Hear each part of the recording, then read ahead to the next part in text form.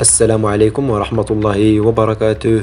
موعد مباراة المنتخب المغربي ضد نظيره الكويتي في نهائي كأس العرب للفوتسال، وكذلك القنوات الناقلة للمباراة. حسم المنتخب المغربي لكرة القدم داخل القاعة تأهله لنهائي كأس العرب بعد فوزه على المنتخب الليبي. وضرب المنتخب المغربي للفوتسال موعدا في النهائي مع نظيره الكويتي، والذي تمكن بدوره من بلوغ المشهد الختامي عقب تجاوزه منتخب الجزائر.